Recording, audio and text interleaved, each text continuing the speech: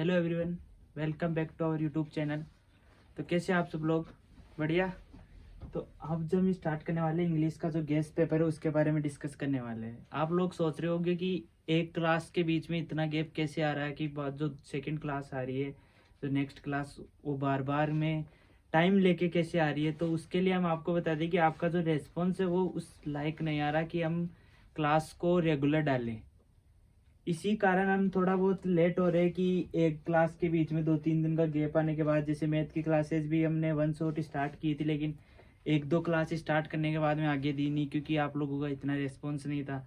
उसके बाद में एग्रोनॉमी की वन शॉट स्टार्ट की थी, हॉर्टिकल्चर की भी, लेकिन उन क्लासों में सभी के अंदर भी आपका जो रेस्पॉन्स हमने जो सोच के डाला था वो रेस्पॉन्स नहीं आया। तो उस कारण हमने उन चीज़ों को बंद कर दिया। कईयों के आ रहे कि कमेंट की डाले क्लास। तो आज हम ज़्यादा न करके एक 5-7 मिनट का ये इंग्लिश का पेपर उसके बारे में डिस्कस करते हैं। ये इंग्लिश जो पेपर है अपने पास, जो नॉर्मल एक क्वालिफिकेशन सब्जेक्ट आता है उसके बारे में डिस्कस कर रहे हैं। ये अपने टेलीग्राम की QR कोड है, जो भी PDF वगैरह यूट्यूब चैनल सारा है ना, यहाँ पर क्लिक करते हैं, यूट्यूब पर जाओगे रेड पर और ये ब्लू पर टेलीग्राम, और इसको स्कैन करते हैं आप टेलीग्राम पर चले जाओगे, जहाँ पर आपको इंग्लिश के नोट्स भी मिलेंगे, PDF भी मिलेगी, PPT भी, और जो नेक्स्ट क्लास है उसके बारे में अपडेट भी मिलेगा। जो भी डाउट होता है, कोई भी क्वेश्चन होता है, वो इसमें एक कमेंट चैनल है उसके अंदर बता देना, उसमें कमेंट्स के बारे में ऑप्शन। जैसे ये क्लास होगी शाम को आपको ये अपलोड कर दिया जाएगा इसकी PPT। तो अपन डेफिनेशन जैसे क्वेश्चन अपने पास फर्स्ट क्वेश्चन आता है डेफिनेशन के बारे में, जो एंटोनिम की डेफिनेशन पूछी जाती है कि एंटोनिम क्या होता है। उसके बाद सिनोनिम्स की पूछी जाती है कि एक वर्ड होता है उसका सेम मीनिंग होती है, उसे सिनोनिम कहते हैं। एंटोनिम का मतलब जो अपोजिट मीनिंग होती है, अपोजिट कहते हैं। ये सभी डेफिनेशंस है वो आपके जो नोट्स है उनमें दी हुई है। कॉनकॉर्ड है, जैसे आर्टिकल है, सब्जेक्ट वर्ब एग्रीमेंट की कोई भी वर्ड होता है उसमें किस प्रकार ग्रामर को यूज लेना होता है एक सिंटेक्स के रूप में, उसे कहते हैं सब्जेक्ट वर्ब। का वर्ब लगी जाती है। ऐसे ही प्रीपोजिशन है कि किसी वर्ड के पहले जो प्री का मतलब ही अपने पास दे रखा है, प्रीपोजिशन मतलब पहले, प्री मतलब पहले, पोजिशंस कोई भी वर्ड होता है उससे पहले क्या लगाया जाता है, तो वो प्रीपोजिशंस कहा जाता है। टू, ऑफ, ये सब प्रीपोजिशंस के रूप में यूज ली जाती है। जैसे अपने पास आ जाता है ट्रांसफॉर्म,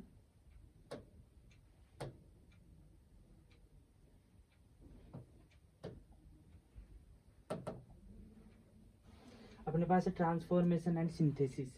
इसके बारे में अपन डिफरेंस बताने हैं, इसका अलग डिफरेंस है। इसके बारे में पहले अगर ये इसके बारे में डिस्क्राइब करना है, फिर सिंथेसिस के बारे में डिस्क्राइब करना है, जो अपने इंग्लिश में नोट्स में दिए हुए हैं। रेगुलर इरेगुलर वर्ब के बारे में, होमोफिन्स और होमोनिम्स जो वर्ड होते हैं वो सेम मीनिंग्स वाले, डायरेक्ट एंड इनडायरेक्ट। एक वर्ड को अपन, एक ही शब्द होता है बट डिफरेंट पर्सन के द्वारा जो बोला जाता है उसे इनडायरेक्ट बोलते हैं। एक डायरेक्ट वर्ड के बारे में मैं बोल रहा हूँ मेरी भाषा को, अगर कोई दूसरा किसी दूसरे को कहे कि सर ने वो चीज़ बोली थी, उसे इनडायरेक्ट बोला जाता है। नेक्स्ट है अपने पास इंटरव्यू या कमेंट्स। ये 5th नंबर का क्वेश्चन आता है, जो कि एक इंटरव्यू के बारे में डिस्कशन किया जाता है। आपके जो एग्जाम्स है वो नोट्स है उसके अंदर दिया हुआ है कि किस प्रकार इंटरव्यू लिखना है। और अगर आपको फिर भी ये चीज़ें अगर याद नहीं होती, बता कि नोट्स नहीं मिल पाते, तो आपको ज़्यादा इसके लिए नोट्स के लिए ऐसे नहीं भगना है। इंग्लिश सब्जेक्ट है, इंग्लिश के आपको कहाँ पर भी मिल जाएंगे। आप डायरेक्ट अगर गूगल पर जाके, क्रोम पर जाके ये लिखोगे ना, what do you mean by paragraph and what points will we keep. Paragraph क्या होता है? एक वर्ड होता है, वर्ड से मिलकर सेंटेंस बनता है, और 3-4 सेंटेंस से क्या बनता है? एक पैराग्राफ। तो ये चीज जब आप जाके यूट्यूब पर लिखोगे, गूगल पर लिखोगे, क्रोम पर, तो आपको ये सब मिल जाएगी। नेक्स्ट क्वेश्चन है क्वेश्चन नंबर 6। इसके बारे में संक्षेप में बताना है। What is synopsis and what points would you considered while writing a synopsis for a project. इसके बारे में आप नोट्स की कोई जरूरत नहीं है, आप डायरेक्ट क्रोम पर जाओगे, ये जैसे ही आप पॉइंट को लिखोगे तो आपके पास जो भी डेफिनेशन वो आ जाएगी, और जो भी पेपर में आप अपने अकॉर्डिंग बना के जो भी लिख के आना वो अपने अकॉर्डिंग देख लेना। नेक्स्ट क्वेश्चन अपने पास आता है कि write down some general rules and transformation of active sentence to passive sentence, answer with suitable instruction illustration. तो इसके बारे में बताना है कि इसका मतलब है कि उसके एग्जाम्पल के साथ। इलस्ट्रेशन का मतलब होता है एग्जाम्पल के साथ, कि जो उसका सुटेबल एग्जाम्पल। तो इससे सेंटेंस एक्टिव पैसिव में क्या होता है कि एक तरीका चेंज होता है, बट वर्ड का जो मीनिंग होता है ना वो हमेशा चेंज नहीं होता, उसे एक्टिव पैसिव बोलते हैं। What is report writing. Report writing एक रिपोर्ट लिख के फिर बताना है कि एक एग्जांपल के साथ देखो, essential point would you remember while writing a report और एन इवेंट। जो रिपोर्ट है उसके बारे में पहले अपन को डिस्क्राइब करना है कि उसकी डेफिनेशन, उसके बाद में ये पॉइंट्स उसके जो है वो रिटर्न करने हैं। नेक्स्ट क्वेश्चन अपने पास आता है, briefly right a paragraph of about 200 to 250 word on the following. जैसे माई सेल्फ के बारे में, ये माई सेल्फ, ये अब चीजें ये मैं हम थोड़ी नोट्स में थोड़ी मिलेगी कि आप खुद क्या हो, ये चीजें तो आपको खुद को पता होनी चाहिए। दूसरी चीज, क्रोम पर जाके अगर आप सर्च मारोगे कि इसके ऊपर पैराग्राफ, तो आपको मिल जाएगा।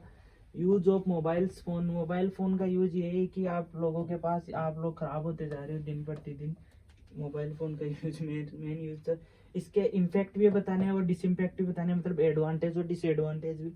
डिजिटल इंडिया जो एआई वर्क आ रहा है कि अपने आप जो एआई आर्टिफिशियल इंटेलिजेंस है उसके बारे में बताना अपने को।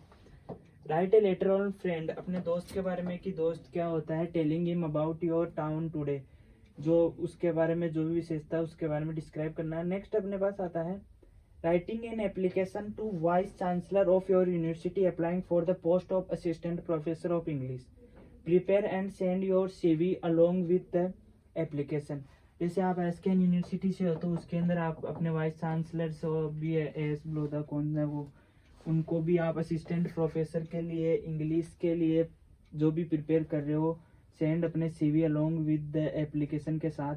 तो उस चीज़ के बारे में आप डायरेक्ट एक चीज़ डालोगे अपने पास, एक ही एप्लीकेशन कैसे लिखते हैं वो सभी आपको फर्स्ट सेकंड क्लास में बताई रहती है। और CV के अकॉर्डिंग ये क्वेश्चन आप अगर अपने क्रोम पर काप से भी आप अप्लाई करोगे तो आपको ये मिल जाएगी। आपको इतना तो सिखाया होगा आपके भी इंस्टीट्यूट में काफी भी, तो यही आपके क्वेश्चंस आने वाले हैं, इसमें कुछ भी चेंज नहीं होने वाले हैं।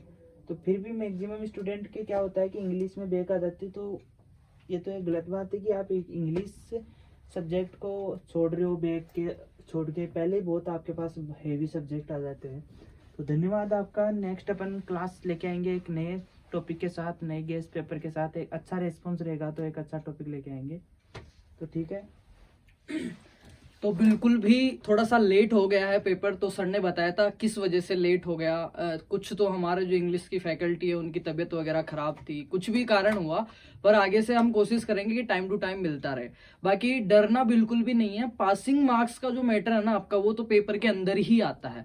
तो और कुछ नहीं पढ़ा ना अभी तक भी, तो डिस्क्रिप्शन में एक लिंक दे रहा हूँ मैं, जिसमें क्लासेस हैं आपकी पुरानी, उसमें शंकर सर की क्लासें भी हैं, विकास सर की क्लासें भी हैं। उनमें ये दिया हुआ है, जैसे सर ने भी क्वेश्चंस आपको सारे बताई दिए हैं, आप स्क्रीनशॉट ले लेना या टेलीग्राम पे आपको ये PDF फॉर्मेट में मिल जाएगा। जैसे ये 7वां क्वेश्चन है, इसमें बात करते हैं अगर अपन CV की और इसकी जो जॉब एप्लीकेशन है, तो जॉब एप्लीकेशन का फॉर्मेट दिया हुआ है शंकर सर की क्लास, उसमें बताया हुआ कि पेपर में तो क्या क्या चीजें आने वाली है।